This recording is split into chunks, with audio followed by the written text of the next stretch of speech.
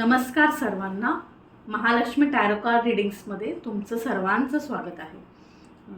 आज आपला विषय आहे रिलेशनशिप स्टेटस.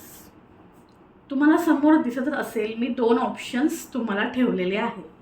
ऑप्शन नंबर 1 आहे रेड कलर, ऑप्शन नंबर 2 आहे स्काय ब्लू कलर.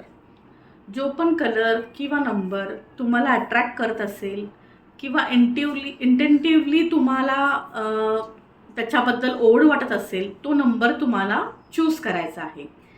इंट्युशन्सवरती आपण जात आहोत, त्यानुसारच तुम्हाला चूज करायचं आहे. ज्यांनी पण पाईल नंबर 1 म्हणजे रेड कलर चूज केला होता, वेलकम पाईल नंबर 1. आता आपण तुमचे प्रिडिक्शन्स पाहूया. सी द रिलेशनशिप स्टेटसमध्ये फर्स्ट कार्ड आलेलं आहे जस्टिसचं.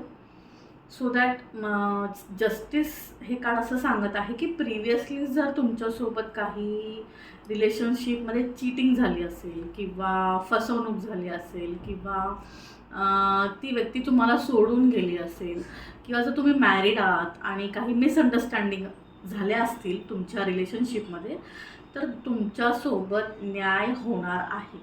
ठीक आहे. सेकंड कार्ड आहे टेम्परन्सचं. तर त्याच्यासाठी तुम्हाला सांगितलं जात आहे की तुम्हाला बॅलन्स करायची गरज आहे. रिलेशनशिपमध्ये तुम्हाला दोन्हीकडे अटेन्शन देणं गरजेचं आहे. करिअरकडेही तेवढाच फोकस करायचा आहे आणि साईड बाय साईड तुम्हाला तुमच्या रिलेशनशिपमध्येही तेवढाच फोकस करायचा आहे. बॅलन्स ठेवलं तरच रिलेशनशिप वर्कआउट होणार आहे.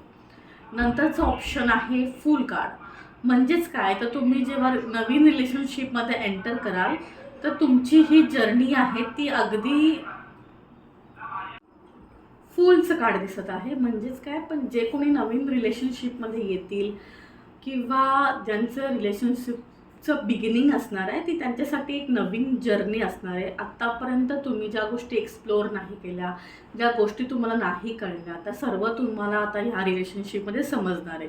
एक न्यू लेसन तुम्ही लर्न करणार आहात. नवीन व्यक्तीबद्दल तितकंच ॲडव्हेंचरस हे रिलेशनशिप तुमचं असणार आहे आणि प्लस तुम्हाला त्या व्यक्तीसोबत तुम्ही एक क्वालिटी टाईम स्पेंड करणार आहात. ठीक आहे. 2 ऑफ सॉर्ट्सचं कार्ड पण इथे अवेलेबल आहे. तर ते असं सांगत आहे की मे बी जेव्हा तुमच्याकडे ते प्रपोजल येईल तेव्हा ॲट अ टाईम 2 प्रपोजल येऊ शकतात किंवा तुम्ही डिसिजन घेताना कन्फ्युज्ड असू शकता. कारण तिच्या डोळ्यावर तुम्ही त्या कार्डमध्ये जर बघितलं तर ब्लाइंड फोल्ड ती लेडी दिसत आहे. सो दॅट तुम्हाला क्लिअरिटी नसेल किंवा तुम्ही कन्फ्युज्ड होणार, मात्र इमोशनली पण वीक फील कराल. हे त्याच्यामुळे होऊ शकतं. कदाचित तुम्ही प्रिव्हियस रिलेशनशिपमधून नवीन रिलेशनशिपमध्ये जेव्हा जात असाल त्यावेळेस जे काही तुम्ही बॅगेज घेऊन जाताय आठवणींचं किंवा एक्सपिरियन्सचं, त्यामुळे तुम्हाला एक वीकनेस येऊ शकतो, त्यामुळे तुम्हाला एक स्ट्रेस येऊ शकतो, भीती पण वाटू शकते नवीन रिलेशनशिपमध्ये जाताना की आत्ता कसं होणार किंवा मागचा माझा एक्सपिरियन्स असा राहिला आहे. तर तुम्हाला कार्ड्स हे गाईड करत आहेत की फुलचं कार्ड म्हणूनच इथे आलेलं आहे की ही न्यू जर्नी आहे. न्यू जर्नीमध्ये सगळे तुमचे एक्सपिरियन्स हे नवीन असणार आहे. मागे तुम्ही रिलेशनशिपमध्ये जे काही शिकलात ते त्या रिलेशनशिप प्रमाणे होतं. आता नवीन रिलेशनशिप ही नवीन व्यक्तीसोबत तुम्ही नवीन अनुभव घेणार, नवीन ठिकाणी जाणार. त्या व्यक्तीला ओळखण्याची जी प्रोसेस आहे ना तीच खूप मजेशीर असणार आहे. टॉवर कार्ड इथे अवेलेबल आहे. तर ते हेच सांगत आहेत जे मी म्हटलं की प्रिव्हियसली तुम्ही जे काही फेस केल्या लाईफमध्ये, ब्रेकअपची सिच्युएशन असेल किंवा जर मॅरिड असाल तर तुमचे काही मिसअंडरस्टँडिंग झाले असतील, त्यावेळेस आपण एकमेकांना खूप काही वाईट बोलतो किंवा जे काही रागामध्ये गोष्टी बोलल्या जातात त्यामुळे जे हर्ट होतं व्यक्तीचं जे नुकसान होतं ना, त्याच्या मनावरती जे ओरखडे ओढले जातात ते इतक्या लवकर भरून येणं पॉसिबल नसतं. म्हणूनच इथे नवीन रिलेशनशिपमध्ये जायची मला भीती दिसत आहे. आणि जे कोणी मॅरिड आहे त्यांचं रिलेशनशिप मला रिपेअर होताना दिसतंय, पण ते रिपेअरिंग होताना टाईम घेणार. असं नाही आहे की काल तुमची भांडणं झाल्याने आज तुम्ही नॉर्मल झालात. एफर्ट्स पण भरपूर घ्यावे लागणार आहेत रिलेशनशिपमध्ये दोघांनाही. सनचं कार्ड इथं अवेलेबल आहे. म्हणजेच हे रिलेशनशिप खूप सारं फन, खूप सारं ॲडव्हेंचर, खूप सारं तुम्हाला रॉक अँड रोल अशी तुमची टूर असणार आहे. रोलर कोस्टर राईड तुम्ही या रिलेशनशिपमधून घेणार आहात आणि भरपूर नवीन गोष्टी शिकणार आहात. त्याचबरोबर नवीन पार्टनरसोबत तुम्ही नवीन गोष्टी एक्सपिरियन्स करा, तर तुमचे स्किल्स पण डेव्हलप होणार, त्याच्यातले प्लस पॉईंट पण शिकण्याचा तुम्ही प्रयत्न करणार. हार्मिटचं कार्ड आहे तर ते हेच तुम्हाला सांगत आहे की तुम्हाला ह्या रिलेशनशिपमध्ये पण गायडन्सची गरज लागेल. वेळोवेळी तुम्ही ती मदत घ्या, म्हणजे तुम्ही ह्या रिलेशनशिपमध्ये ग्रो कराल. आणि लास्ट जे आपण गायडन्सचं कार्ड घेतलेलं आहे त्याच्यामध्ये आहे 4 ऑफ सॉर्ट्स. म्हणजेच काय की तुम्ही त्या व्यक्तीसोबत एखादी पार्टी एन्जॉय करू शकता, एखाद्या फॅमिली फंक्शनमध्ये जाऊ शकता, किंवा तुम्ही त्या व्यक्तीसोबत लग्न समारंभामध्ये सुद्धा जाऊ शकता. Welcome pile number 2. ज्यांनी पण blue colour, sky blue colour choose केला होता किंवा 2 नंबर चूज केला होता, त्यांचा आपण आता गायडन्स किंवा प्रिडिक्शन्स बघत आहोत. रिलेशनशिप स्टेटसमध्ये मला असं दिसत आहे की प्रिव्हियसली खूप काही झालं असेल तुमच्यासोबत, जसं की हार्टब्रेक असेल, किंवा भांडण झालं असेल जोराचं, किंवा हर्ट झालं आहे तुम्हाला, खूप मेजर त्याचा इम्पॅक्ट झाला आहे तुमच्या मनावरती.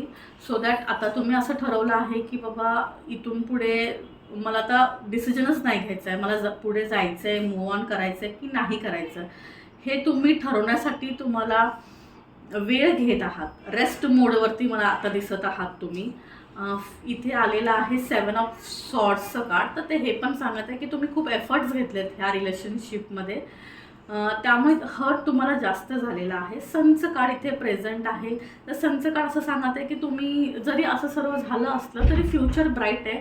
नवीन रिलेशनशिपमध्ये तुम्ही एंटर करू शकताय, किंवा प्रिव्हियस जे काही रिलेशनशिपमध्ये गोष्टी घडल्यात त्या विसरून त्या रिपेअर करून तुम्ही पुढे जाण्यासाठी प्रयत्न करू शकताय. 4 ऑफ वॉन्ड्सचा कार्ड आहे, पुन्हा हेच सांगेल की रिलेशनशिपमध्ये तुम्ही पुन्हा एकदा नवीन गोष्टी एन्जॉय करू शकताय, फंक्शन्समध्ये जाऊ शकताय, क्वालिटी टाईम स्पेंड करू शकताय. टॉवरचं कार्ड इथे अवेलेबल आहे, तर ते असं सांगत आहे की प्रिव्हियसली ज्या गोष्टी घडल्या, जसं मी फर्स्ट कार्ड म्हटलं होतं 4 ऑफ सॉर्ट्सचं कार्ड आहे, ज्याच्यामध्ये असं सांगितलं गेलं आहे की तुमच्या मनावर तेवढे आघात झालेले आहेत.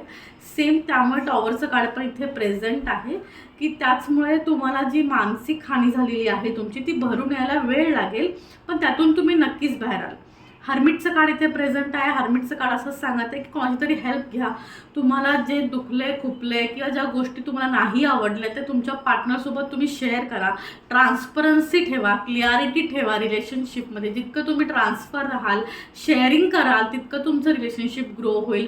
मला खूप काही गोष्टी अशा दिसत आहेत ज्या शेअरच केल्या गेलेल्या नाही आहेत, किंवा समोरच्या व्यक्तीला माहीतच नाही आहे तुमच्या काय एक्सपेक्टेशन आहेत, तर त्याच्याकडून तुम्ही फक्त फुलफिलिंगच्या जर अपेक्षा करत असाल तर ते होणार नाही. साईड बाय साईड तुम्ही फक्त हर्ट होत राहणार या रिलेशनशिपमध्ये. हॅरोफंटचं कार्ड इथे आहे.